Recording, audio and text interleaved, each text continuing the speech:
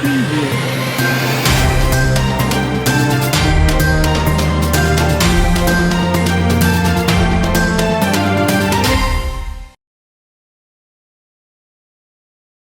mbokki téléspectateur Time for Africa ginnaaw bu ñu leen nuyoo dal leen jàmm ci seen émission bu mag bi ñu duppee nag le grand journal de la semaine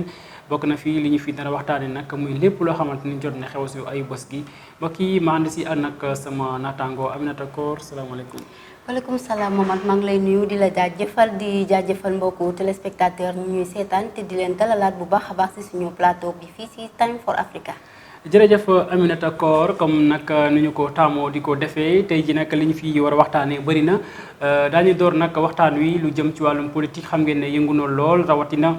kaddu yu président de la république Macky Sall Khalifa Sall wuutu ko waaye tamit mouvement Y'en a marre mer ba futu jëmale ko ci nguur gi ginnaaw nag bi ñu lànkalee seen nag doxum ñaxtu bokk na si leneen wàllum société ak tamit violence yi nga xam ne dañuy teg soxna yi waaye tamit li nga xamante ni moom moo jot a xew nag si wàllum tàggat yaram bu Sénégal muy nag violence yi nga xamante ni am na ba tax na sax ay bakkan wadd si waaye tamit leneen loo xamante ni daañu ko fi waxtaanee muy wàññi teg caution loyer yi mbokk yi loolee lañu fi nar a waxtaanee léegi-léegi yaatal kii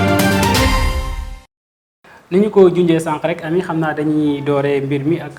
wàllum politique ak juróom-ñaareelu édition lël bi nga xamante ni moom la ñu amaloon fii ci Ndakaaru ñu duppee ko nag forum international de Dakar jëmale ko ci wàllum jàmm ak kaaraange ci diwaanu Afrique Sénégal nag lañ ko amalee woon ci altine ji président de la République Macky Sall moom moo ubbi woon ndaje ma la mu wax nag ci kanamu président yépp mooy ne daal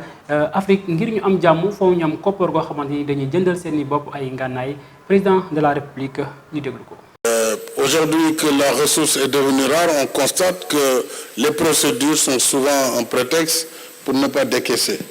Alors c'est pourquoi nous devons travailler ensemble pour vraiment une compréhension et je pense que l'appui budgétaire a été une des solutions appropriées qui permettent, avec les efforts que nos pays africains doivent faire en matière de transparence budgétaire, mobiliser davantage de ressources. Mais je crois que le besoin fondamental de l'Afrique, c'est moins l'aide que des mécanismes de prêts adaptés, à défaut de prêts concessionnels, de prêts semi-concessionnels, mais sur de longue durée, qui puissent permettre d'avoir un service soutenable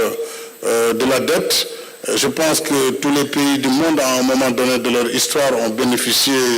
de cet avantage. L'Europe a eu cette facilité après la Seconde Guerre.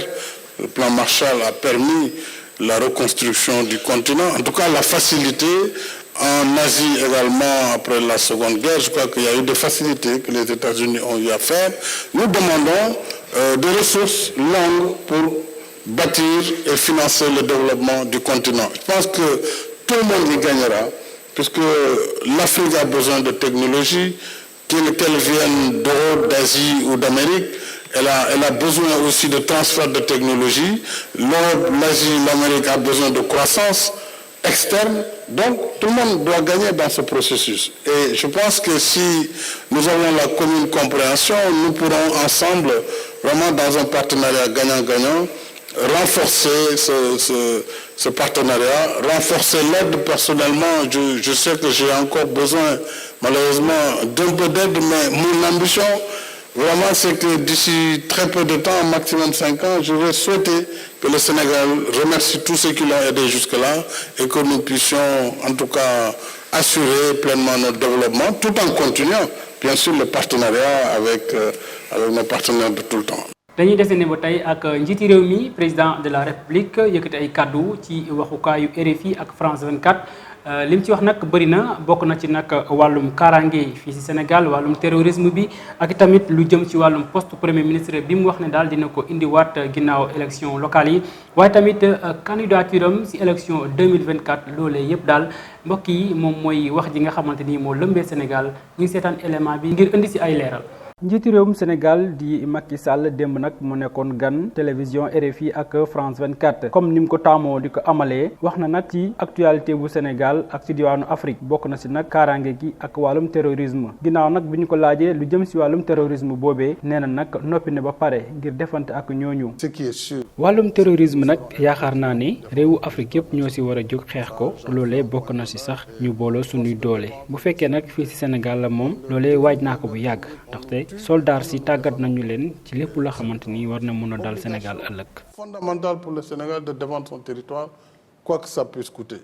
ñu laaj ko lu jëm ci wàllum poste premier ministre bi nga xamante ni bëgg na koy indiwaat fii ci Sénégal moom njiitu réewu Sénégal ne daal jamono ji moo ko laaj. mbirum poste premier ministre bi loole nag dama jàpp ne politiku Sénégal moo ko laaj jamono ji moo tax ma jàpp ne dinaa ko indiwaat ndaxte bopp njiitu Union africaine bi ma war a jiite loolee dama yaakaar ne day diis ci man moo tax ma ne ma indiwaat poste boobee. muy leeral itamit anam yi nga xamante ni moo taxoon mu dindi fii poste premier ministre boobee. waaw poste premier ministre bi dindi ko fi nekkuloon ab erreur ci man ndaxte dama jàppoon ne rek mënoon naa jiite lépp loo xamante ni mooy wàllum yorinu réew mi teg ko suma loxo ngir nag liggéey bi gën a gaaw moo taxoon ma def loolu. laaj bi nga xamante ni ñii di waa RFI laaj nañ ko mooy nag candidature am ci wàllum élection yi ñuy dëgmal moom njiitu réewum Sénégal teg tànkam fa mu ko tegoon. ce débat. sama candidature ci élection 2024 yaakaar naa ne nag loolee dafa nekk wax yu bari waaye damay xaar nag ba bés ba jot ma wax ko. le ni oui ni non il faut. ni oui ni non. waaw loolee man maa ko waxoon.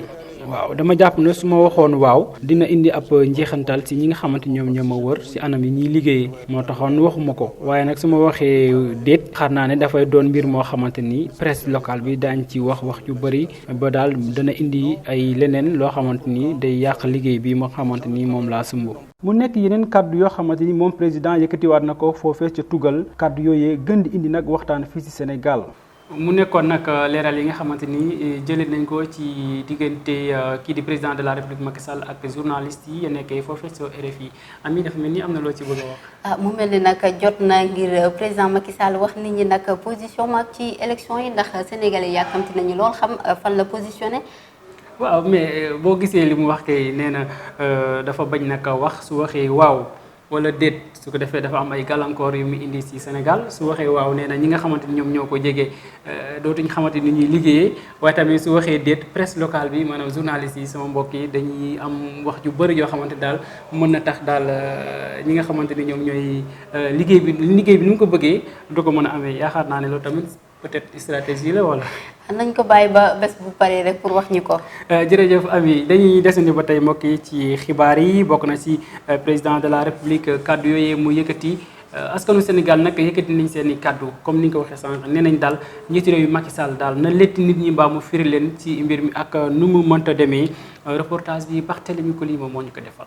sampaat lëndëm ñetteelu yoon ci élection présidentielle yi ñu ñëw nekk lu lëndëm lool ci bopp sénégalais yi le waaye moom jiitu réew mi di Macky Sall yeeyu sax yàbbi sax ci mbir moome loolu waral ab coow ci ñenn yi ginnaaw ba jege ñaale Macky Sall ñi ñoom gisuñu li ñu mel. Macky Sall peut-être que dafa am choix boppam wala tamit comme yeneen président yi lu leen dal rek mooy foxale bi rek waaw parce que tamit xam nga. Le fait de gouverner tamit xam nga ça dépend de la situation et du climat laquelle le peuple s'y attache quoi et que tamit loolu tamit circuit la boo xam ne tamit c'est normal que président yi tamit di ko doxalee noonu wala tamit xam nga choix yi wala coow yi di si bëri quoi. su doon moom kese wala mbir mi aju ci moom donc président Macky Sall di sama xalaat du samp ndëndëm waaye nag ñi ko wër lu jig jaag ñooy njaag. point de vue aussi xëy na bëgg na bàyyi mais ñu ma àndal aussi ñoo bëggul mu bàyyi waaw loolu tamit ci la bokk mais yaakaar naa su nekkoon sagoom rek moom 2 mandats lay def bàyyi waaw su nekkoon 2 mandats lay def jékki-jékki xaar ba au dernier moment mën na day présenté loolu tamit mën na déstabiliser dëkk bi. loolu tamit yaakaar naa ne war na ci xalaat waaw loolu aussi mun na ko pousser mu bañ a def 3e mandat au moins pour stabilité politique am ci dëkk. ay xalaatam dëppoo ak kii niile moom ay kàdduwam moom jafe-jafe mandat présidentiel yi ci Afrique dafa doon lu jafe. donc danoo dugg nguur donc daanaka pays africain yëpp loolu moo fi am daanaka bu ñu waxee deux mandats la ñuy def après yokk ñu benn wala ñett muy noonu donc pour man daal entourage am ñoom ñoo gën a poussé tamit ñu am parce que moom xam naa bu fi jógee moom APR moom pour amaat beneen base bu dëgër moom dina jafe moom quoi. doole nas ak nocc ci population bi la aju suñu bëggee ñooñal démocratie bii de dinañu saloo farlu ak déggu ci ay wax ak jëf ngir ñu jàmmal réew mi ci wàllu politique ak ñenn ñi ñu mel. Macky Sall jóg Khalifa Sall toog loolee dañ ko mën a duppee sax ci fële ca diwaanu RFI ak France 24 ndaxte ci ëllëg sa ki nga xamante ni moo nekkoon fi maire bu Ndakaaru Khalifa Ababacar Sall moom nag demoon na wuy ji waa RFI moom tamit yëkkati na ci ay kaddu yu bëri ci wàllum politique bu Sénégal ak coalition Yewwi Askan Wi naka la ñuy fexee nag ngir nag daaneel président de la République ci wàllum élection locale yi waaye Khalifa Ababacar Sall nee na daal candidat la ci élection présidentielle 2024 yooyu Khalifa Ababacar Sall ñi teewlu ko. Le président n'a même pas jugé. poste premier ministre bi yaakaar naa nag njiitu réew mi daf ñu bëgg a nax rek waaye nag li ma bëggoon daal mooy mu nag leeral mbir yi lan moo tax mu bëgg ko indi loolee tamit lëndëm na suñu bët yi ba tey. waaw coalition Yewwi Askan Wi coalition bu mag la muy coalition boo xamante ni man ak samay xarit ñoom Ousmane Sonko Barthélémy Dias ñun ñoo ko sumb ngir nag daaneel président de la République rawatina sax ci élection locale yi ñu jëm. waaye lu ñeen nag wàllum candidature 2024 man moom dinaa samp suma ndënd ndaxte askan wi soxla nañu ma. Je serai candidat en 2024. ginnaaw déclaration bi Sénégalais yi comme niñ ko taamoo di ko defee rek ñoom tamit yéen nañu yàbbi ci déclaration Khalifa Ababacar Sall yooyee mu jàpp ne daal dina mën a bokk ci élection 2024 yi kii di nag Barthélémy Koli ak Cheikh Gueye taataan nañu kàddu yu Sénégalais yi ñu yëkkati yàbbi ci mbir moom. kii di njiitu kuréel gi di taxawu Sénégal Khalifa Ababacar Sall ci waxtaan boobu sekkoon ak benn taskat xibaaru ca RFI xamal nañu ne dina sampaat dëndëm ci woote présidentielle yi di ñëw 2024 moom maire bu njëkk boobu ci ay waxam xamalaat ne nañu tamit ci woote yooyu amul lu ko ca génne kaddu yooyu waral laajte bu ñu jagleel askan yi ana lu ci seen xalaat. waaw mën naa ne candidat de réew moom képp fu nekk. nakal fi askan wi rek boo nekkalee askan wi dinañu la jàppale ñun ñëpp noo bokk ndey bokk bàyyi réew mi ñun ñëpp noo ko bokk kon lu rafet rek ci war a nekk Khalifa Sall moom wax dëgg yàlla góor yàlla la Macky Sall li mu wax nii lu baax la waaw na leen baal te yàlla tax parce que yàlla mii dañu koy tooñ mënuy jégal kon est-ce que ñun doomu aadama yi du dëgg kon war na leen mën a baal lu rafet la Khalifa Sall war naa mën a yor réew mi. su dee mbir moomu politique moo ko lalal li war mooy nañ ko baal mu dem ca élection yooyu. bu fekkente ne dañuy woote ne Sénégal payum droit la payum yoon su fekkente ne yoon moo ko jàpp ci luñ koy waxal wala luñ koy tuumal parce que askan bi lépp a ko moom bon bu fekkente ne nag politiquement la nañ ko baal pourquoi pas nañ ko baal mu sàmbut ne dem ñu dem élection mais bu fekkente ne nag yooni droit la yoon mënut a baale. mbiri Khalifa Sall man dama jàpp ne mbiri politique la quoi mbiri politique la bon comme réew bi ñun ñëpp a fi ne ñun ñëpp a ko bokk kenn ku ne da ngay doxal sa temps boo paree keneen la kon donc nañ leen bàyyi ñoom ñaar yëpp ñu déposer seen candidat. taximan bii de kàddoom wuute lool ak ñi mooy xamale ne amul kenn ku mun a liggéeyal Dakar ku dul Khalifa Ababacar Sall. président ne dañ leen di baal moo ko wax balaa Khalifa Sall la wax. président moo wax ni Karim Wade ak Khalifa Sall ñi ngi seet nan la ñuy leen di feex nan lañ leen di baale wala waxu loolu waaw comme moo ko wax kay Khalifa Sall kon am na war naa mën a nekk président. Khalifa Sall moo gën a jekk tey ci doon président Sénégal ci konti politique ci konti dëggu ci kontu yaakaaru ci kontu xam-xam ci kontu am connaissance boo xam ni war naa mën a doxal réew mi. doole nguur waru nekk lu ñuy jël di ko xelale ci langue politique bi le su dee yoon mooy def liggéeyam nañ ko bàyyi mu def wareefam. jërëjëf Barthélémy Koli Aminata Kor dañuy desandi ba tey ci wàllum politique mu mel ni mouvement Y'en a marre meroon nañu. mouvement Y'en a marre mer ba futu lañ def ni ki démb ndaxte seen manifestation boobu naroon a am nag dañ ko mujjee fomm bokk na ci li nga xamante ne rek ñi di cadre unitaire bu imaam yi rek ñoom ñoo leen ko ñaan waaye nag li ñu gën a ñaawlu mooy rek li nga xamante ne nag police yi ak gendarme yi fépp foo toll rek ak fépp foo taxaw ci Ndakaaru daanaka ñi ngi foofu ñu déglu ki nga xamante ne rek Guy Marius Sagna la mu ngir cee indi ay leeral. gis ngeen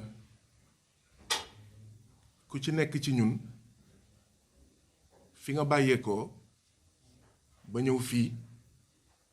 yaa ngi romb ci tali yi ay camion gendarmerie ay chars de combat gendarmerie ay auto gendarmerie takk der yi fees dell ci biir dëkk bi. li am kon mooy y a une mauvaise volonté de laisser les citoyens sénégalais s'exprimer, exercer leur droit constitutionnel de manifester. De manifestation bu ñu autorisé moo gën a yomb encadré que manifestation bu ñu interdire te Sénégal fàttalikuwuma manifestation bu ñu autorisé boo xam ne jur na musiba. ñun Y'en a marre ñun FRAPP dañoo jàppate avec cette interdiction du préfet de Dakar nous sommes victimes d'une énième violence bu ñu waxee violence bokk na ci citoyen am droit am sañ-sañ mu bëgg ko exercer nga ne ko mënoo ko exercer ndax risque de trouble à l'ordre public te nga am oto yu doy ngànnaay yu doy ay takk der yu doy dëkk bi yépp mu fees dell ba boo moytul sax mooy ëpp manifestant yi nga ne loolu mënoo ko jëfandikoo ngir encadrer ngir aar manifestation te ñu ngi koy ñaawlu ba fu ñaawlu yem moo taxoon démb ñun Y'en a marre ñun FRAPP démb ci 6 heures bi ñuy def suñu live ginnaaw bu ñu jotee interdiction préfectorale bu préfet bu Ndakaaru dañoo woote woon résistance boobu ñu woote woon maanaam fippu ci résistance boobu la ñu nekk ba tey. ba tey rek dañuy jógee Dakar dem ba goxu Foundiougne nag foofee nag jëwriñ bu ñu denk wàllum dem beeg dikk bi Mansour Faye amoon na fa tukki nemmeeku ngir rek xool pont boobee ak travail yu fan la toll jamono ji nag la mu xam ne rek nee na pont bi daanaka pare na d'ici fin du mois bi nag dinañ amal li nga xam ne rek mooy dem beeg dikk bi moom ak ki nga xam ne mooy directeur u Ageroute di Ibrahima Ndiaye loolee la daal di xamle pont boobee nag yaakaar naa bu paree dina jëlee lépp loo xamante ne jafe-jafe moo amoon ci dëkk yooyu rawatina nag li nga xam ne mooy tourisme bi di tubaab yi nga xam ne dañu ñëw ca goxu Foundiougne. pont bi nag pont boo xamante ni yaakaar naa dafa ñëw si jamonoom ndaxte pont bi dina fi nag amal njëriñ askan wi boo jógee Dakar mën nga ñëw directement Foundiougne yaakaar naa ne koom-koom bi dina fi yokk lool liggéey bi nag comme ni ngeen ko gisee tuutee ci des yaakaar naa ne balaa at mee jeex daal dem beeg dikk bi dina mën a door fii. ñu dellu si fii ci Ndakaaru dem ba Grand Yoff wax ci candidat bi di Cheikh Bakhoum moom la ñu tàbb ca tête de liste coalition Benno Bokk Yaakaar moom Cheikh Bakhoum moomee daal na rëdd rek yoon bi nga xamante ne noonu la doxalee politique am nañu ko déglu. yéen waa Grand Yoff yaakaar naa ni nag bëccëgu ñaar fukki fan ak ñett si weerum janvier di ngeen am nag beneen équipe bu bees bu jiitee commune bi ndaxte Grand Yoff gii sama Grand Yoff la Grand Yoff gii laa juddoo Grand Yoff gii la samay doom juddoo kon nag Grand Yoff sama Grand Yoff la su ma waxee Grand Yoff sama bopp laay wax. Grand Yoff nekk nag commune boo xamante ni moo gën a ëpp nit fii ci Ndakaaru boo ko xoolee sax juróom-ñeenti fukki kilomètres yoo jël daal doomu nit mu nga fa ñu jàpp ne kon daal kon Grand Yoff gii daal mooy sama Grand Yoff bokk na ci sama programme bi ma lal yéen ñi nga xamante ni yéen waa Grand Yoff yéen a ko moom dinaa xeex lépp lu jëm ci wàllum ñàkk waaye tamit ndaw yi nga xamante ni ñoom ñooy yeewoo fii ci Grand Yoff dinaa def lépp nag ba ñu am xëy. Grand Yoff ku ko wax ne am na li nga xamante ni moom mooy ñàkk kaaraange loole tamit bokk na ci suñuy programme su ko defee daañu ko faj li nga xamante ni ne moo nag encombrement bi ak xataayu Grand Yoff loole tamit sonal na askan wi bokk na ci samay programme suma faloo loole yépp nag dinaa ko faj kon Grand Yoff seen doom a ngi kii di nag Cheikh Bakhoum di leen talal loxo ngeen nag am ndam ñaar fukki fan ak ñett ci weerum janvier atum 2022. ñu desandi ba tey ci wàllum politique Adama Faye nag jiital mouvement defar sa gox amal na niki démb conférence de presse ca xaar yàlla moom Adama Faye moomee yëkk na lu mel ni xamee ki nga xam ne mooy président Macky Sall waaye terewul daal na rafetlu li mu indiwaat li nga xam ne rek mooy poste premier ministre ñu déglu ko ci micro TFA. ñuy wax préfet yi naan leen bu leen jël liste defar sa gox. te préfet yi naan ñun def dañoo jox instruction loolu lu ñaaw la ci Sénégal ñoom ba ñu yëgee loolu dañoo jël surtout le président Macky ak ay nitam di woo suñu ay mandataire di leen jox xaalis di leen dikk xaalis pour ñu bàyyi ay li may wax preuve à l'appui lu ma wóor la woo nañ ñu bëri lu mat 300 personnes woo nañ leen preuve à l'appui laay wax na ñii jox nañ leen 10 millions ñii jox nañ leen 7 millions ñii dañ leen jox poste ñii ñu dig leen am na ñoo xam ni sax ba président di tukki France keroog dafa ànd ak ñoom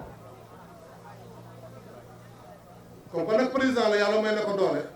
comme lu mu waxee keroog il a les moyens il a le pouvoir xaw na si jël ñu bëri waaye am na ñoo xam ne ay góor lañu ñuy seere nag nit ñi incha allahu ñun xam nañu président Macky dafa wéet xam nañu gis nañu lu muy def mi ngi dugg fu nekk moom dong lu nekk mbëkk def loolu nag day indi fatigue li ñaan fatigue mentale day mën na am li tax président Macky soxla premier ministre yan na maanaam ndax mënul def lépp nekk fu nekk fépp en même temps suñu borom dong moo ko te moom mënu ko donc ñu ngi gërëm ñëpp di sant ñëpp te lii wane ni mi ngi commencé am moom bopp buy metti mi ngi commencé am di plané quoi man ma dégg ndax président déglu leen at yu mujj yi weer yu mujj li may wax ñun Sénégal ñëpp a ko déggandoo ay wax yoo xam ne yanul maanaam ay wax yoo xam ne amul cohérence mu jugee si gémmiñu président Macky Sall mais da ngeen xam ne président Macky Sall mën na sonn. mu mel ni nag luñ fi jotoon a am ci xibaaru politique soxale semaine bi daal na jeexe mu mat ban jàngat nga ci am ci yi nga xamante ne ñoo fi jot a jaar yaakaar naa am na yu bëri yoo xam ne war nañ ci mën a waxtaane waaw luñ si mën a waxtaane kay bëri na ndaxte li nga xamante mooy président de la république Macky Sall ak Khalifa Sall daal xam naa ne presse bi danañ leen mere ndaxte li ma gën a jaaxal mooy ñoom daal ci tubaab bi la ñuy demee wax seen wax te yaakaar naa ne presse bi ñu ngi fi journaliste yëpp benn la pourquoi pas ñu accorder presse bi seeni déclaration yooyu ñu amal ci tubaab bi loolu tamit yaakaar naa ne war nañu xool bu baax a baax presse locale bi séddi leen ci kàddu yi ndaxte tubaab bi gënuñu xarañ te mbir ñun ñoo ko moom voilà donc je pense que ni loolu war na mën a am fii leneen tamit ci xibaar yi mouvement Y'en a marre ñoom tamit yaakaar naa ne ñu ngi ci seen yoon parce que réewum démocratie moom ku ko wax rek war nga xam ne daal dox ñaxtu dañ ko ci boole donc réewum démocratie la ñu wax yaakaar naa ne préfet bi war na leen di bàyyi ñuy def seen doxu ñaxtu parce que loolu la ñuy wax ci réewum démocratie je pense que ni loolee lu am solo la te gis nañ ko ci ay bés. lu am solo la sax ndax bu ne réewum démocratie mooy nit ku ne lépp loo xamante ne daf la metti te mu tegu ci yoon war nañ la mën a bàyyi nga ñaxtu ko bu ko defee ñi nga xamante ne ñoom ñoo ko war a saafaraal buñ ko gisee dinañ ci mën a def ay jéego waaye bu fekkente ne dañ nekk ci réewu démocratie boo xamante ne boo amee ay problème ay jafe-jafe ñënguwoo wala doo ñemee génn yaakaar naa ne ñi féetee ci kaw duñ mën a xam li askan wi di dund kon nag comme démocratie la nañu bàyyi nit nag képp koo xam ne da nga am problème teg ko ci yoon ñu daal di amal manifestation yoo xamante ne aussi du ñu yàqal askan wi dem beeg dikk bi bu ko defee rek xëy na ñeneen ñi bu ñu leen déggee du ñu am problème pour ñeneen ñi bu ñu bëggee defaate seen beneen marche ñu teg ko lépp ci yoon yaakaar naa loolu bu ñu ko defee rek ñii di waa Y'en a marre dina ci. voilà Ami ni nga ko waxee noonu la je pense que ni fi nga daanale mooy maanaam bañ a yàqatee parce que gis nga àdduna moom. lépp loo xamante ni nguur geeko moom yow moomoo ko te lii lépp li nguur gi moom daanaka ñëpp ko bokk donc mën nañuy def seeni marche ba pare duñu yàq dara je pense que ni tamit loolee war nañ ko mën a sóoraale bu baax a baax ci mbir mi bokk na si lii fi waxtaane tamit wàllum société ak ñi nga xamante ni ñoom ñooy xale yi jamono ji seddaay bi ci Ndakaaru taalibe yi duñu am fu ñuy fanaan yenn saa yi duñu am sax dàll boo xamante ni dàll bu baax la donc moo tax askan bi di ñaax bu baax a baax ñi nga xamante ñoom ñooy waajur yi dénkaane seen doom ngir nag ñu mën a xool bu baax a baax ndaxte seddaay bi métti na lool gis nañ tamit ci ay bés gi rek ab sëriñ daara boo xamante ni daan nañ ko daan boo xamante juróom benn weeri kaso yu war a tëdd ginnaaw ñaari xale yooyu nga xamante ni faatu woon nañ te ñi nar leen noonu suul ci anam bu ñaaw loolee tamit gis nga ko mu nekk ab actualité boo xamante ni. bu doy waar sax bu doy waar ndax tey jii bu ñuy wax ci taalibe yi maanaam enfant de la rue loolu wax nañ ci waxaat ci waaye gis nañ ne ba tey jii trouvé guñ solution boo xamante ne dinañ la fi mun a jëlee ndaxte ci waajur yi la kenn xamut ndax ci ñi nga xamante ne ñoom lañ leen jox pour ñu def si ñoom xam-xam ndaxte fii Sénégal aussi dafa am réalité tey boo dalee ci ndongo daara yi rek daanaka ñi nga xam ne ñooy jox xam-xam ndongo yi dañu gis seen i bopp ne dañoo bëgg a yàqal leen waaye nag mbir mi dafa nekk loo xamante ne faw waajur yi nga xamante ne ñoo jur xale yi ñu seet ñu jox seeni doom parce que mënoo jur sa doom tamit joxe ko koo xamante ne vraiment defu ci moom jàngat waaye da koy bàyyi muy wër di taxawaalu déjà ñu ne ci kër yi dañuy am problème ci seddaay waxatuma nag ki nga xam ne xale la yaramam dëgëragul mu nekk ci mbedd mi fanaan fi amul fu mu tëdd moom mat yaakaar naa ne sujet bi buñ ciy wax fii ba suba du jeex ndax dafa nekk loo xam ne dafa vaste te ñu bëri wax nañ ci waaye ba tey ji trouvé guñ solution bi nga xamante ne dina tax ñu jëlee fii wàllum yelwaan gu métti gi ak xale yi lu ñu nekkee ci biiru Dakar. Je pense que ni amoon na opération jëlee fii xale yi ci mbedd mi loolu résultat yi am nañ ci résultat mais nag bariwul lu ñu fi gis daal taalibe yi bariwuñ fi mais li ma ci gën a seetlu man personnellement taalibe yi koo ci laaj du la wax wolof donc dafa mel ni kon ñun ñi nga xamante ñooy taalibe yi dëkkuñ Sénégal je pense que ni loolu tamit solution bi foofu la war a doon ak ñi nga xamante ñoom ñooy kii imaam yi ñu jéem a ut pourquoi pas ñu am kër yoo xamante ni kër yu mucc ayib bu guddi jotee xale yi ñëw tëdd fa noppalu jàng su ko defee bu kii amee nu mu tuddati bu ñu xëyee di yelwaani ñu dem yelwaani bu ñu paree bu ñu wàccee dugg ci seen i kër je pense que ni loolu tamit solution la. waaw solution la waaye tamit nag bu fekkee ne ñooñu di làkk duñu ay sénégalais. kon nag li war mooy nañ la ñuy def ba dugg Sénégal. waaw dugg bi nan tamit la ñuy def ba dugg Sénégal te bu fekkee dañ am ay frontières yoo xamante ne dañ fay teg ay nit pour ñuy surveiller ñi ñëw fii nga xam ne souvent nañ koy waxante ay Bissau Guinéen lañ ay ñu dëkk Guinée Conakry lañ ñi jógee Mali voilà donc xamuñu nan la ñuy def ba ñëw fii c'est-à-dire aussi bu ñu waxee ci loolu nañ wax ci contrôle yi frontières yi parce que ñiy jóge foofu di ñëw dañuy jaar ci yoon donc dafa nekk loo xamante ne dafa laal lu bëri loo xam ne war nañ ci defaat jàngat boo xamante ne ndaxte Dakar boo fi duggee doo bëgg dara xale yu ndaw donc mu nekk sujet boo xam ne dafa sensible dafa laal lu bëri loo xamante ne vraiment wax ci du doy daal en fait. donc en fait jërëjëf Aminata Kor am na leneen tamit loo xamante ne war nañ ci wax muy nag wàllum série yi dafa mel ni sénégalais yi ñu ngi jéem a wax ne daal série yi léegi théâtre yi précisément liñ ci jàllale daal dëppawul ak sunu cosaan ak sunu aada. c'est vrai que sénégalais yéen nañ ci yàbbi et puis ñun ñi ñëpp kenn ku ne gis na série yi nga xamante ne dañ koy teg dafa dem ba mujjee dëppoowul suñu aada ak cosaan vrai que fii Sénégal cinéma ak wàllum film daal na évoluer fii waaye nag jamono ji ñu toll ndaw yi nga xamante ne technologie bi dafa gaaw léegi bu njëkk mun nga toog seetaan télé wala balaa ngay seetaan télé day yàgg te bu njëkk série ya dañ doon yéetaate di yeddaate mais léegi lu ñu gis ci lu bëri dafa xaw a ñaaw nga toog ak sa waa kër vraiment di ko seetaan ci yenn actes yi ak ndaw yi nga xamante ne ay xale lañ xamaguñ dara donc foofu ñaari nit lañ fa mën a ñaax mooy ñi nga xam ne ñooy producteurs yi mooy producteurs yi ak ñi nga xamante ne ñoo yor wàllum cinéma fi ci Sénégal bokk na ci ñi waa Sénéra ñi ngi yor wàllum audiovisuel ñooñu tamit war nañ ci xoolaat bu baax a baax ci yenn séquence ak yenn film yi nga xamante ne ñu ngi koy teg ndax buñ ko seetaanee jamono ji mun nga tëdd sa néeg di seetaan téléphone di seetaan série bi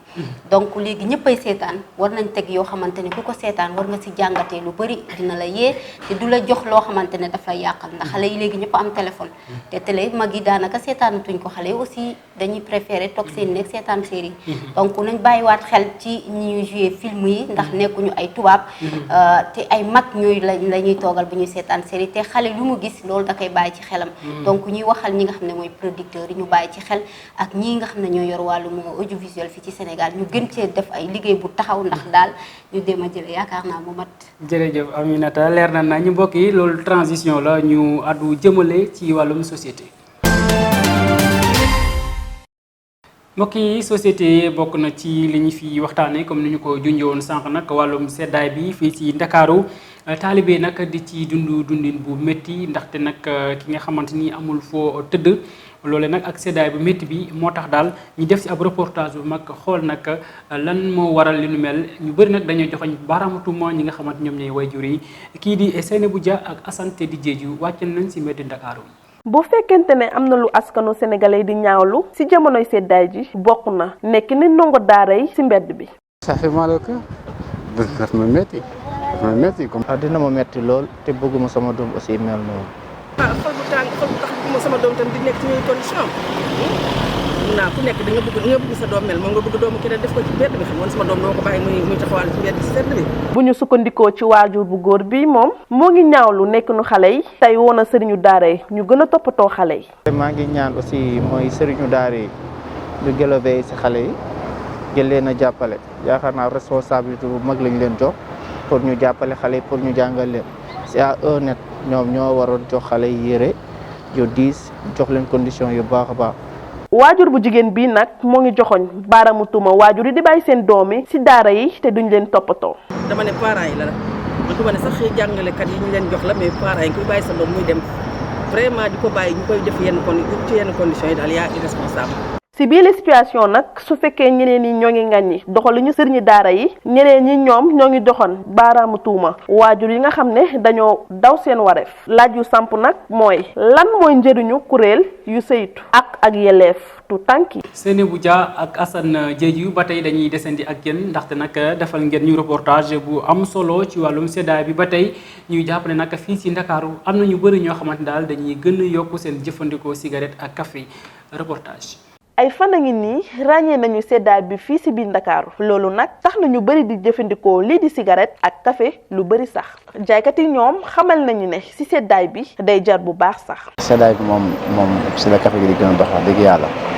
waaw par rapport ak tàngaay bi ndax seddaay ñu bëri ci la ñuy gën a bëgg lu tàng daal waaw ba tax na café beeg was beeg jinjeer bi daal seddaay bi daal waaw ñu ngi sant bu baax a baax. ñi di tux nag kenn nangu ci yee yàbbi ci mbir mi waaye ñu bëri ci ñoom ci jamonoy seddaay bi la ñuy gën a jëfandikoo cigarette ci wala café gi am nañu ci taamu café Touba ñeneen ñi café stick bi moo leen gënal loolu nag tax nañu fekki Baye Dame Sarr muy jëfandikoo café Touba. ñun suñu faveur mooy café Touba mooy suñu faveur. bu ko tàmmee ba léegi ba ñu juddoo ba léegi di ko naan mënunoo xëy te naanuñ ko wala ñu gont te naan ko sinon suñu bopp yi day métti. ñu ci bëri jàpp ne seddaay bi moo tax ñuy naan café wala di tux lu bëri moo ne day lu nu mel am na ay gàllankoor ci seen wér-gi-yaram. jëfandikoo café wala sax li nga xam ne moo di cigarette ci anam bu bari loolee mën na indi ay njeexantal ci wér-gu-yaramu nit ki kàddu yi nag di kàddu yi kii di nag docteur Tidiane Diallo bu SAMU assistance moom nag jokkoon nañu ak moom mu indi ñu ay leeral ci njeexantal yooyu nga xamante ni jëfandikoo cigarette wala sax café lu bari dana ko jur. En période de froid, donc voilà, il y a un changement de climat. Voilà quoi, tout ce qui a tendance à élever la température. Le café par exemple, voilà, le thé chaud, la cigarette, c'est ce sont des moyens, en tout cas d'adaptation face à ces températures-là qui sont basses. Tàngal seen yaram yi voilà seen organisme bi loolu mooy tax ñuy naan ay café chaud voilà cigarette sport aussi pratique vraiment du sport donc c'est ça en fait au niveau des facteurs de risque justement y a le tabac maanaam facteur de risque boo xamante ne c'est présent ci feebar yëpp loolu ça n'a rien à voir avec jël bi ou bien ñàkk jël bi waaw cigarette baaxul ñëpp xam nañ ko le café aussi a des effets secondaires waaw maanaam justement soo koy jël en général ñi amee estomac ou feebar ulcère feebar gastrique ñooñu principal facteur de risque wala cause la et donc voilà soo koy jël de manière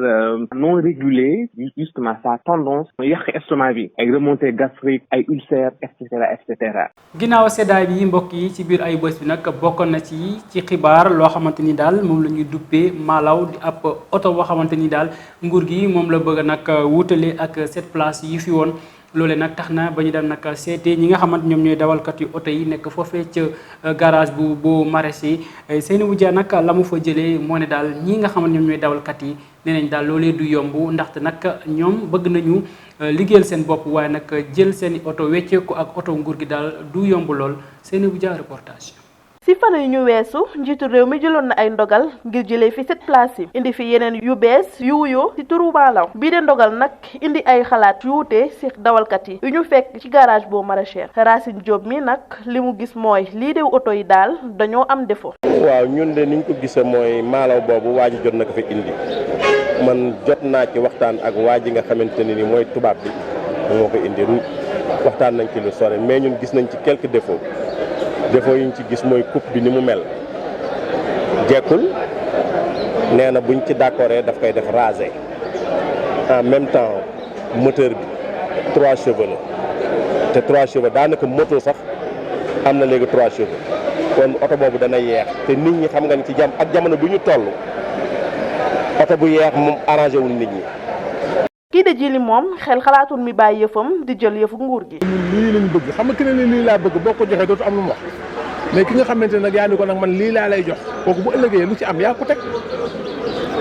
man de loolu laa ci gis sens balaa caag ñu bàyyi ñëw sunu mbaan yi ñu siy kalang-kalang. duguleet li ni mel di fi am ndax nguur gi xalaatoon na fi génnee fi lii di kaaru Njaga Njaay yi waaye loolu ba léegi antuwul Malaw mi nag lañu ne moo fi war a wutu cette place yi. ñu wax ci mbirum location bi nga xamante ne jamono ji ñu weesu yokku nañ ko caution bi ba mu dem 4 weer jamono ji nag njiita réew mi jël na dogal yóbbu ko ba 2 weer li ni mel nag ñu bëri ci askanu Sénégal daal di ko rafetlu waaye lu leen ta jaaxal rek mooy ndax li ni mel dina daal di continuer kii di Barthélémy Koli ak Assane Diédhiou def nañ ci reportage. far ndog la si ñiile mboolem locataire biir réew mi mooy ay coppite yu bees aju si wàllum koppor lu wasiile jóge na si 3 ba 4 weer si booteem agence yi doon laajte xaalis jëwriñ bu ñu dénk wàllum commerce ak PME di Aminata Assome Diatta xamal na ne koppor yi si 1 weer donc lay tollool. mesure boo xamante la c'est venu à son heure ñëw na ci waxtu bi mu jotee parce que gisoon nañ ni courtier yi de même que bailleurs yi ñi ngi woon ci lu ñuy wooye ci tubaab surenchère dem nañ ba nga xamante ni sax laajatuñ sax 3 mois mais 4 mois lañ doon laaj sénégalais bi nga xamante ni loxoom jotul digg gannaawam wala salaire am demeewu fa noonu kooku pour mu mënoon am logement bu décent da doon jafe ci moom donc mesure bi gis nañ ni mesure bu baax la boo xamante ne bu ñuy rafetlu la et jàpp nañ ni bu fekkee ne suivre nañ ko appliqué nañ ko à la lettre dina am benn njeexital ci askan wi. kiile bokk kàddu ak jëwriñ bu ñu dénk wàllum woowee xalaatoom mooy dogal boobu dina dimbale ñi luwas bi bu baax a baax. te gis naa ni loolu bu ñu ko defee dina dimbali maanaam population bi parce que gars yi boo waxee dañ naan la location bi dafa cher vraiment loolu moom vraiment bu ko defee moom dina nekk loo xamante ni vraiment lu abordable lay doon quoi loo xamante ni lu positif lay doon. ndaw bile ay kàdduwam di yile dogal jot na ñu koy seetuwaat bu baax bu jaree sax gox bu neex ak njëgam bu muy luwe. non li ma gën a soxal daal ñu am suivi ñu am ñoo xam ne dañuy contrôler di xool affaire yi fekk ku yokk ñu rek sa ndigg te tamit location bi buñ ko mënoon wàññi tamit par rapport ak lii secteur bu nekk ak prix. ngir loolu dox sax ñu ngi koy bëggee ñii dee borom kër yi ak seen courtier yi ñoom ñooñee war nañ njëkk ànd si ndogal bule balaa yoon di tegu seen. jëlee fi lépp luy xoqatal ak mettital jigéen ñi di ONU Femmes nag nekk organisation boo xam ne dañuy xeex rek ak yelleefu jigéen ñi amal nañu 10 fan ak juróom-benn yoo xamante rek dañ ci amal sensibilisation fii ci réew mi niki démb nag amal nañ ko foofee kii di Ousmane Niang teewoon na si seen ndaje boobee.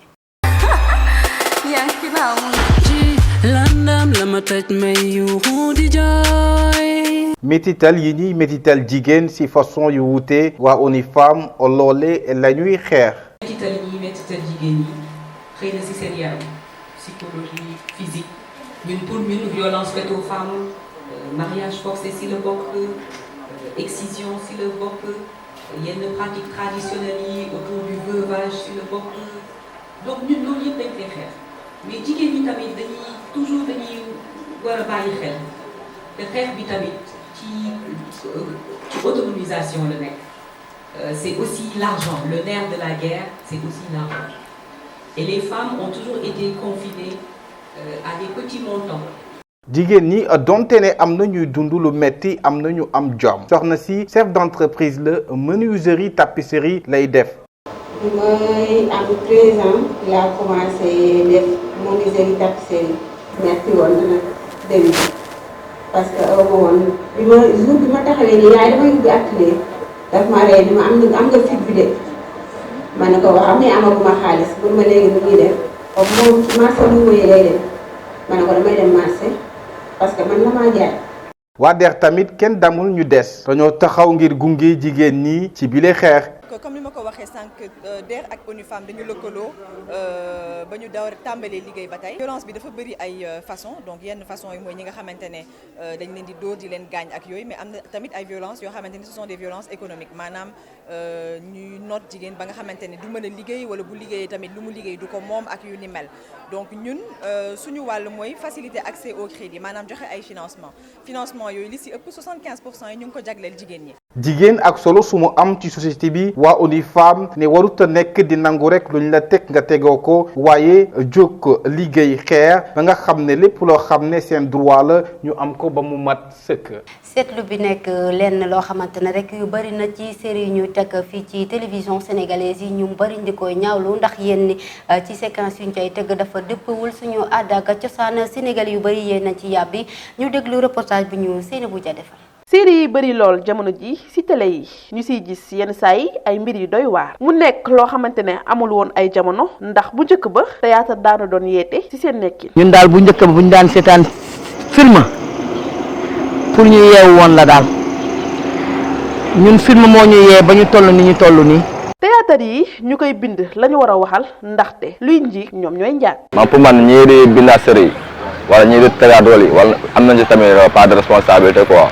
parce que bu xool ni lu bon la ñuy seetaan rek ngeen ne lu bon laay tourner pour gars yi mu ko seetaan pour mu am sama propre lu ma joxee dépense quoi pour man affaire bi loolu mooy différence bi quoi. loolu waral sax góor gi du seetaan sax théâtre. au début maa ngi ko doon commencé seetaan après je suis vite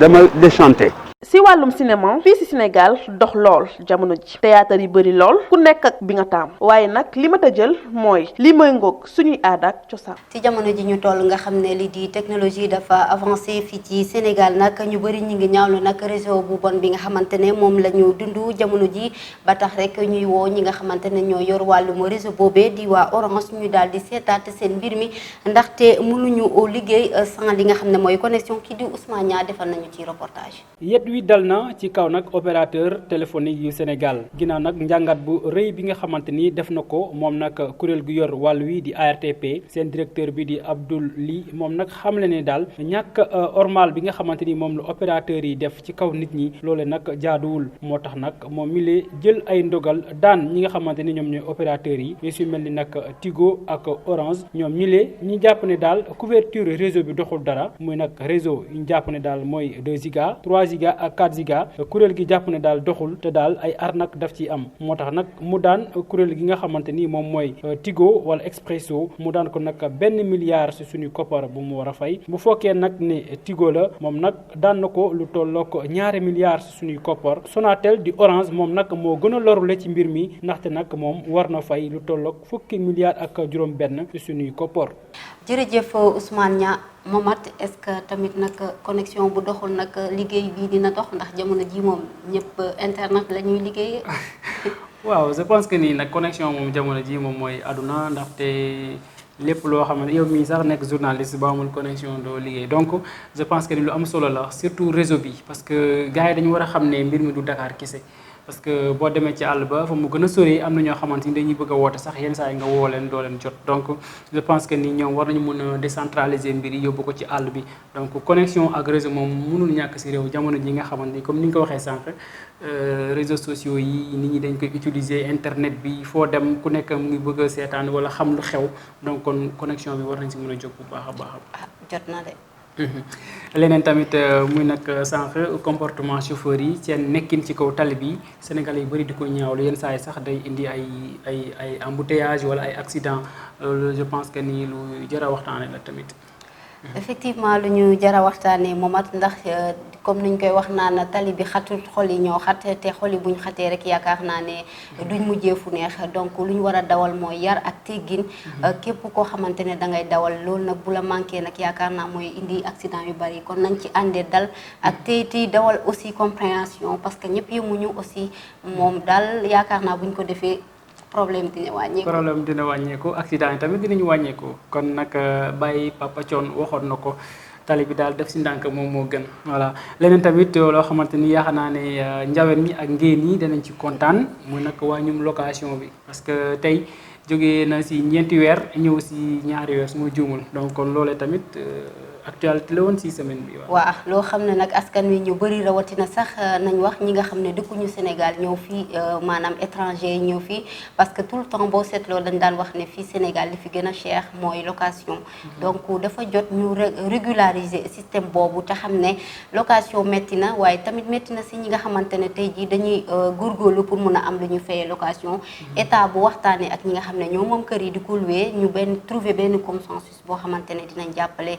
nit ñi dinañ mën a def location waaye tamit duñ gaañ ñi nga xam ne ñoom ñoo ko moom yaakaar naa ne décision bi waroon nañ ko yàgg a jàppale ñi nga xam ne waaye nag lan mooy problème bi ndax mbir mi dina am suivi maanaam ndax dina continuer parce que problème mu Afrique ak Sénégal laa mun a wax mooy lépp lu ñu sumb njeexintal bi mooy problème. njeexintal bi mooy problème waaye man dama yaakaar ne tamit locataires yi ñoom mooy ñi nga xam ne ñoom ñooy bailleurs yi autant pour moi tey ñoom nit ku tabax këram ba pare nga ñëw nga ne ko nii nga war a louer tamit est-ce que loolu tamit dina yomb je pense que ni négociation bi nga si wax noonu moo ci war a am diggante nguur gi ak ñi nga xamante ñoom ñooy bailleurs yi ñu trouver benn terrain d'entente boo xamante ni danañ mun a fexe ba askan wi vraiment ñu mun a am location si du mu gën a yombee parce que dëkk bi métti na trop donc je pense que ni loolee kon Soham Wardini moom mi nga xamante ni ñoom ñoo jiitee mbir yi je pense que ni war nañ si mun a waxtaan bu baax a baax. je pense que ni Aminata Assome Diatta muy jëwriñ gu ñu dénk wàllum commerce bi li mu def noonu rafetlu nañ ko bu baax a baax jigéen ñi ñuy toroxal nekkoon na tamit xibaar ci ay bés gi yaakaar naa ne soxna yi mer nañ fipp nañu lépp loo xamante ni daal wàllum toroxal la moom gars yi dañ ko fi bëgg a jëlee. waaw ñu nekk waa UNIFEM nekk benn organisation boo xamante ne dañ fi nekkal jigéen ñi ngir rek jàppale ñëpp ñoo xamante ne rek dañ leen a xoqatal ak violence yi nga xamante ne nuñ koy daj amaloon nañ fukk ak juróom benn bés yoo xamante ne fii ci Sénégal niki démb sax lañ ko daal di dakkal ngir rek amal ay sensibilisation du woon ci biir Dakar waa ci biir yeneen région yi sax def loolu ngir rek ñaaxaat jigéen ñi waaye tamit waxtaan ak ñi nga xam ne ñoom ñoo leen di teg mettit yooyu ndaxte jot na nag ñu jëlee loxo yi ñuy teg ci kaw jigéen ñi en tant que jigéen en tant que jigéen je pense que ni da nga bëgg a défendre sa bopp mais tamit mbir mi je pense que ni est-ce que tamit yéen nekkoo leen ci yoon yoo xamante ni day indi yenn violence. violence yi bu ñu waxee toujours violence c'est la violence faite jigéen ñi lañ koy def donc góor ñi tey bu ñuy subir violence ñun gisuñu ko mais li ci ëpp jigéen ñi ñoo ciy sonn ñoom la ñuy torturer ñoom la ñuy violer te à la fin du am benn suivi donc ONG bi ak yeneen i ONG yoo xamante ne dañ fi nekk ngir jàppale jigéen ñi képp koo xamante ne rek am nga jafe-jafe mu nekk ci wàllu sëy parce que violence du sexuellement kese am na violence physique morale yoo xamante ne fa nga nekk fa ngay liggéeyee sa biir kër loolu yëpp ay violence la donc mu nekk loo xamante ne dafa war a jeex ndaxte kenn ku ne muy góor mu jigéen am na fi nga war a yem sa morom donc jigéen dañ ko war a sargal ndax jigéen mooy yaay jigéen mooy mag te jigéen mooy àdduna kon nag bu ñu leen di metti tale bu yàggee yaakaar naa ne àdduna bi du avancé de mamat ndax ñun ñoo yor àdduna ñeneen yore àdduna waaye tamit nee nañ daal góor fu mu nekk jigéen war a nekk ci wetam kon ñun ñëpp a yem yéen tamit ngeen bàyyi violence yi ngeen ñuy teg am na violence yi ngeen ñuy teg donc je pense que ni mbokk yi kon gis ngeen ko mu nekkoon loo xamante ni nekkoon actualité muy xoxotal geeg tiital gi ñu fexe koy jëlee si Sénégal ndaxte jigéen nag moom mooy lépp te daal yaakaar naa ne bu ñu respecté lépp loo xamante ni wax nañu ko muy règlement droit de l'homme ak tamit ñu sukkandiku tamit ci suñuy diine yaakaar naa ne yéen lii war na mën a ñàkk mbokk yi leneen ci xibaar nag ginnaaw jëngal bi lay doon. leneen ci xibaar bokkoon na ci ayu bés bi muy wàllum njàng meeg njàngale mi xam ngeen ne nag météo na lool jàngalekat yi mer ba futtu ñoom tamit dugg nag ci grève banque seen yoxoo ñoom nag kon li ñu bëgg daal mooy lépp loo xamante ni ay accord la woon diggante ñoom ak nguur gi ñu respecté ko. waaye tamit leneen si wàllum xibaar njàng meeg njàngale mi étudiants ya nekkee foofee sa université virtuelle bu Sénégal muy nag promotion 5 bi. mer ba futu la ñu def ndax ginnaaw seen juróom-ñaari fan xiifal bu ñu def ñoom nag amaloon nañ ab conférence de presse ñaawlu anam yi nga xamante ni ñooy jëwriñ ñu yore wàllum njàng meeg njàngal mi def ndax nag nee nañu seen juróom-ñaari fan yooyee kenn demul seeti leen xool nañu def te lu ñu bëgg nag mooy yeggali seen i master ba tax nag ñu jokkoo ak kenn koo xamante ni moom mooy yoroon seen kàddu gi di Pape Abdoulaye Touré moom am na kàddu yu mu ci dénk. étudiants yi depuis mardi passé lañu ko entamé te boobu léegi saafara amu ci. te autorités yi tolluñu seen dàll aussi ñëw teg ci étudiants yi ci lu ñu nekk malgré évacuation yu bëri de fekk le ministre Cheikh Omar Anne ak le coordonnateur national de l'université virtuelle du Sénégal muy Moussa Lo amul kenn ci ñoom ñaar ku taal otom ñëw teg ci étudiants yi pour ne serait que s'enquérir de leur situation parce que boobu ak léegi au moins am nañ ci 11 évacuation ay jigéen bokk ci di leen di évacuer di leen yóbbu hôpital pour ci évacuer rek soo ñëwee da ngay continuer waat grève bi am na ci ñoo xamante ne évacué nañ leen 2 à 3 reprises te boobu ba léegi amagul saafara beneen bi ci topp mooy parents yi aussi les mamans nee nañu ñoom fas yéene wuñu bàyyi seen doom yi nga xamante ne depuis bu ñu nekkee xale ba ni ñu màggee ñoo doon jaay jëm di jaay caaf di jaay gerte ci bopp kañ yi ak ci marché yi rien que pour financer seen i étude doom seen njàngum doom donc seen doom yi jàng ba yegg fu ñu yegg ñu bëgg leen écarter bëgg leen xañ master ci lu tegul fenn ñoom nee nañu aussi loolu duñ ko mën a supporter moo tax ñoom nee nañ dinañ dugal seen loxo ci lépp loo xamante ne seen doom yi fas yéene nañ koo def dans les jours à venir étudiants yi newoon nañ di ñuy def semi-grève maanaam di jël benn banaana di naan ndox par jour donc mais lundi démb bi administration bi bi ñëwee étudiants yi ñu ngi ñaawlu waxu ak doxalinu administration bi parce que délégation bi am na ku ci bokk ne le coordonnateur de l'UVS muy Moussalo daw un iota donc il ne va pas céder à la pression donc dañ leen xupp ñi nga xamante ne mooy étudiants yi fi nekkoon di grève de faim moo tax ñoom nee nañu jeudi bii di ñëw dinañ dem palais de la République pour déposer une lettre pour yëgal le président parce que ñoom nee nañ dañoo jàpp ni le président n'est pas au courant parce que un président responsable mënoo yëg ni ay ndaw ay plus de 30 étudiants ñu ngi fi ci foyer des jeunes bu amoo kat depuis mardi di grève de faim te utoo ci benn saafara. leneen ci xibaar muy nag kàddu yi nga xamante ni jëwriñ gu ñuy dénk wàllum dem beeg dikk bi di Mansour Faye yëkkati na ko ginnaaw grève transporteur routier yi moom nag wax na lu jëm ci wàllum plaque yi ak tamit li nga xamante mooy immatriculation yi yaakaar naa ne tamit loolee lu jar a waxtaane la parce que moom nee na nag li nga xamante moom mooy plaque yi nag dafay nag jógee ci li nga xamante mooy 7500 xam naa nag dina jafe ma wax ko ci wolof ak tamit jëm ci 15000 francs loolee jar léegi su fekkee tamit li nga xamante ne moom plaque immatriculation yi dafay jógee nag ci 14000 dem ci 26000 francs loolee yaakaar naa ne nag tax na ba yéen ay chauffeur daal yëkkati nañ seen kàddu ne daal li nu mel daal war nañ ko mën a jëlee waaye kii di Mansour Faye li ma xam ne nag ne loolee soo gisee ñu def ko rek mooy fexe nag ba njuuj njaaj gi am ci diggante chauffeur si ak fi ñuy jëlee seen i plaque ak seen i permis muy ab coppite goo xamante ni kon Aminata Koor indi nañ ko ci wàllum dem beeg dikk bi ginnaaw grève bi métti bi nga xamante ni taxaw na ba xëy si woo. yi metti woon na torop sénégalais yëpp daanaka ñoo dund mettit bi waaye nag waxtaan rek moo jarawul ci diggante njiit ak ñi nga xamante ne ñoom ñooy liggéeykat yi transporteurs yi tey ji luñ doon grève xëy na am nañ ko waaye tamit yokkute bii nga xamante ne jëwriñ bi jël na ko xaw na jéggi dayoo ci ñi nga xamante ne ay dawalkat lañ loole mun na indiwaat encore loo xamante ne mooy grève kon nag lépp lu ñuy waxtaanee rek ci buñ koy def nañ koy teg ci ay charte donte nag loo xamante day jëmal Sénégal ci kanam waaye tamit day xaw a métti ci ñi nga xam ne ñooy chauffeur si ndax 7500 yóbbu ko ba 14000 xam nga loolu cher na donc loo xamante ne la tey ji distance bi bari na te jamono ji nga xam ne aussi ñëpp ay joytu métti bi ci dëkk bi donc waxtaan la laata muy indiwaat fi yeneen discorde wala yeneen jaxasoo ci diggante ñoom ñaar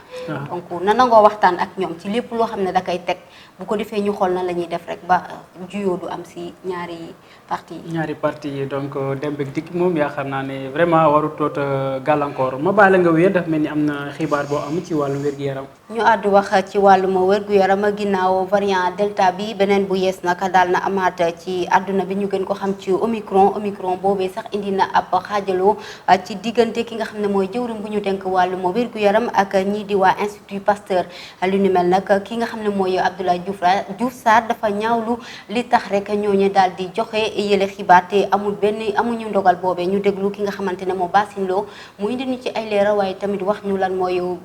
variant omicron boobee. ajjuma dëkk yu bëri ñu ngi signalé variant bu yees diñ koy duppee omicron bu mbasum covid 19 ci seen dëkk bu ñu sukkandikoo ci OMS di organisation mondiale de la santé moom nag mi ngi dalal xel yi ba noppi di dëggal ne gisagul benn cas boo xamante ni doomu aadama bi ñàkk na bakkanam ci variant boobule ci ndorteelu weeru novembre Botswana ak Afrique du Sud variant bu omicron nag teewoon na ci seen dëkk boobule lu toll ci fanweeri dëkk rawatina ci continent yi. bu ñu sukkandikoo ci organisation mondiale de la santé moom nag jàpp na ne variant bu Omicron boobule mën na law ci àdduna wërngal këpp bokk na ci li nga xamante ni noonu lay ñëwee ci nit ki ak efficacité vaccin yi li ci mel ni nu muy manifesté woo ci doomu aadama bi. ba fii ñuy waxee ak yéen nag benn doomu aadama ñàkkagul bakkanam ci variant bu yees boobule di Omicron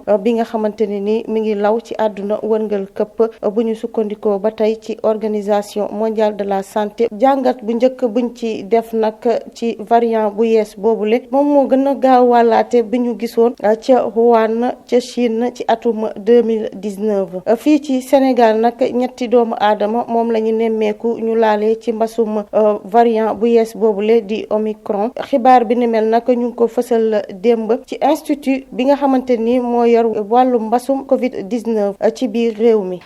kon nag bu ñu jógee ci wàllum wér-gu-yaram dañuy wax rek ci xibaaru bitim réew fii ci Afrique. waaw Afrique nag xibaar bi yaakaar naa benn la Aminata Koor muy nag élection présidentielle ya doon amee foofee sa réewum Gambie xam ngeen ne nag Adama Barrow moom mooy jël raw gàddu ga ca anam yam ko jëlee raw nag Ousseynou Dabo ci ni mu gën a bëree si suffrage yi 53%, téeméer boo jël juróom fukk ak ñett ya loolee la Adama Barrow rawee nag ñàkk doon xëccool loolee dañ ci desati ba tey ak kii di nag Fatou Dieng Gueye moom defal nañu ab jàngat ci élection yi ni mu demee foofu si diwaanu Gambie. ci dibéer gi la doomu Gambie yi falat kii di Adama Barrow ngir ñaareelu mandaam moom mile di tàllal loxo ay ñoñam nee na yi tamit ci juróomi at yi mi fi war a def toogaat dina def lépp ngir jiital ndaw ñi ginnaaw ndam li le nag Gambien yu bari ñoo daw dem ci palais ba wane seen mbégte Adama Barrow jël ndam li ci téeméer bu jël juróom fukk ak ñett ya parteem bi di MPP daana Ousseynou Dabo mi am téeméer boo jël ñaar fukk ak juróom ñaar yooyu résultat moo ngi jukkee ci président commission électorale indépendante Alioune Momar Ndiaye ginnaaw xibaar bu ñu dëgtalee ki nekk ci boppu nguur gi kii di Adama Barrow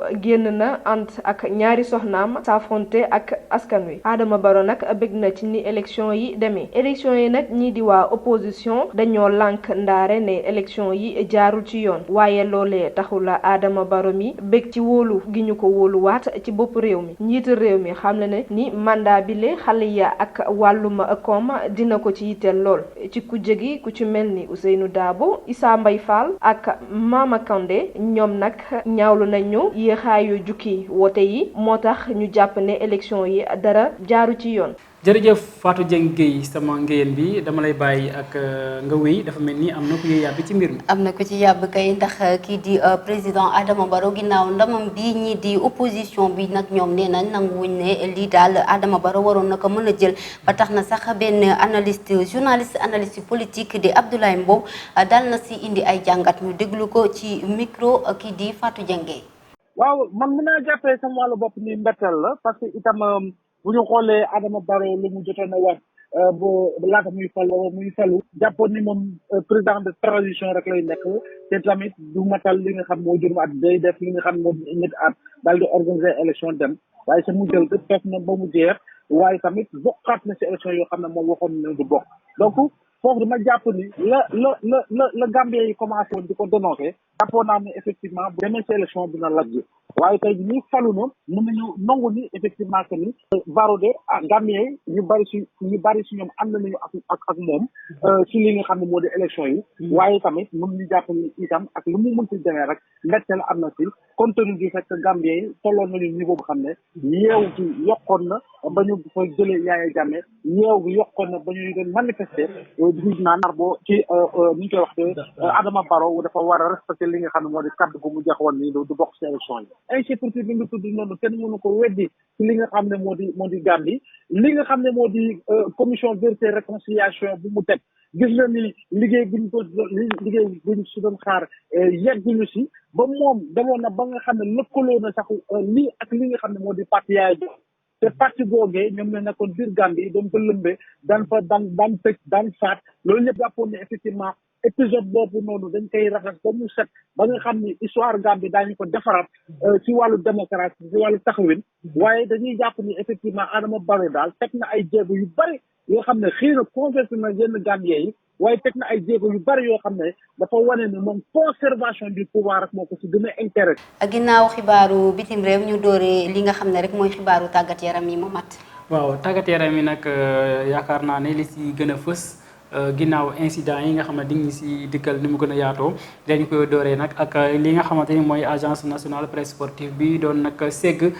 tànn ñi nga xamante ñoo gën a xarañ ci at mi 2021 bokk na si nag kii di Edouard Mendy moom la ñu jël ne daal moo gën a xarañ si sportif yu Sénégal wuutu fa nag kii di Sadio Mané. dañuy delluwaat foofee nga xamante ni la amee woon muy nag ca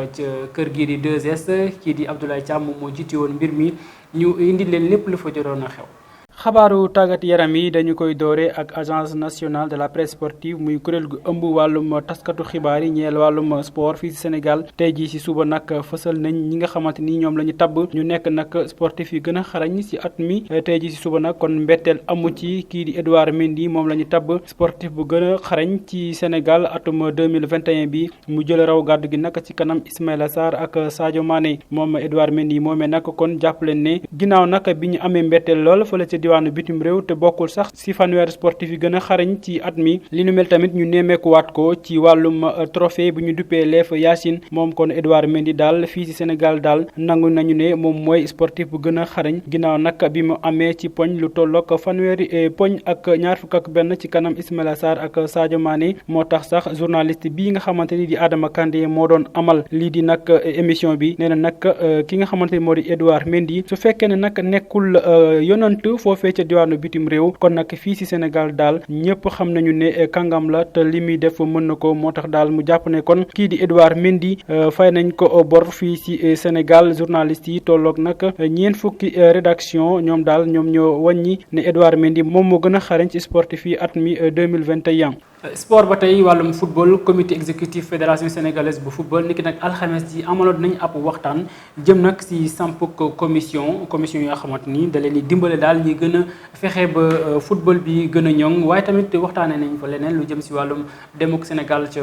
fële ci diwaanu Cameroun bokk na ci commission yooyee sax commission bu ñu duppee commission ad hoc performance dañuy déglu Seydou Sané moom mooy porte-parole fédération sénégalaise bu football. Le comité exécutif s'est réuni. waaw tey ji nag dañu fi ñëwoon def ab waxtaan ngir nag wax lu jëm ci wàllum football Sénégal bokk nañ fi liñ fi waxtaanee juróom-benn mbir commission yi samp nañu ko waaye tamit lu ñeel équipe nationale bu Sénégal joxe nañ nag ñetti étape yoo xamante ni mooy waajtal gi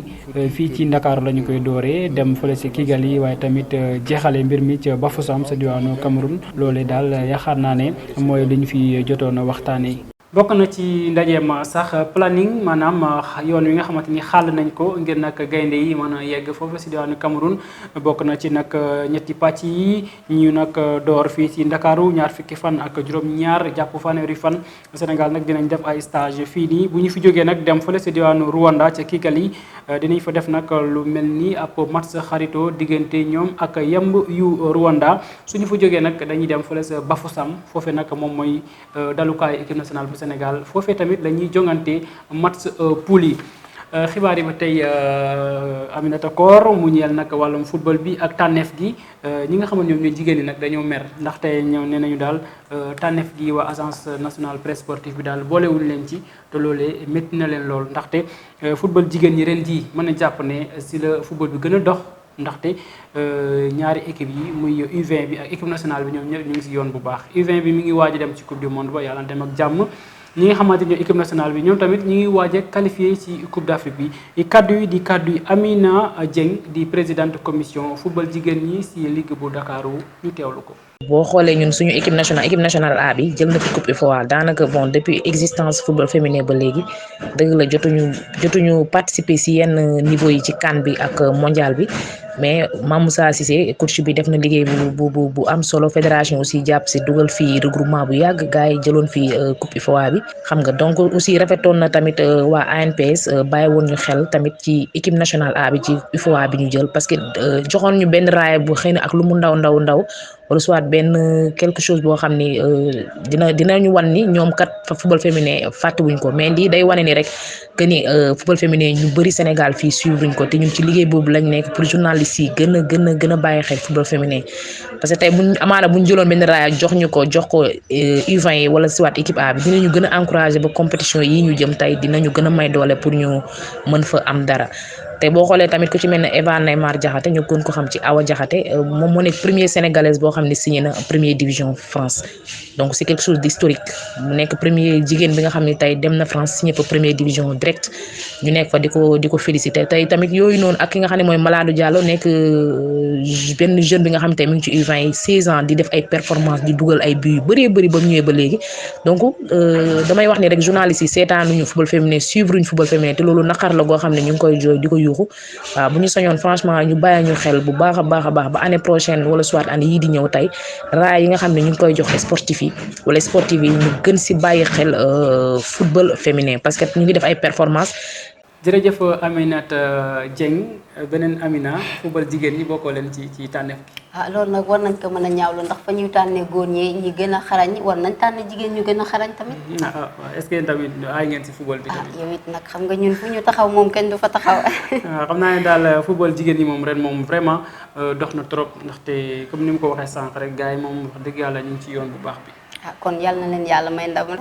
ma bàyyi la nga wéyal si tàggat yaram ma wéyal si tàggat yaram rek. ñu dem wax ci ñaawteef yi amoon ca stade Ngalandou Diouf bu Rufisque ba tax nag benn jàpp juróomi nit nag ñàkk ci seeni bakkan li ni mel nag askanu Sénégal yëpp di ko ñaawlu rawatina jëwriñ bu ñu denk wàllum sport Matar Ba ñu déglu ko.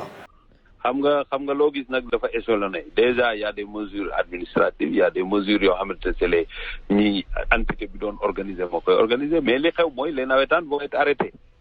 loolu moom c'est la première mesure. Sur toute l'étendue du territoire. De toute façon Rufisque tout ça là fépp fu violence di am dinañu arrêté nawetaan yi dinañ leen arrêté te pas que les nawetaan toutes les disciplines sportives yoo xamante ne day am violence il faut qu'on arrête ça parce que mënul continuer déjà ñun. jërëjëf Momar Seck mu mel ni nag fii la ñu jeexalee xibaar yi. nee na pëng daal. pëng na. jeex na afaga. afaga donc loolu moom séeréer noonu la koy waxee afaga. waaw afaga ak gas yi. waa pour sama mbokk pël yi donc joolaay nag xaw ma nuñ koy waxee. waaye nag daanaka jeex na. d'accord xam naa dinaa ko laaj Abdou Diédhiou naka la ñuy waxee afaga. kon Amina jërëjëf.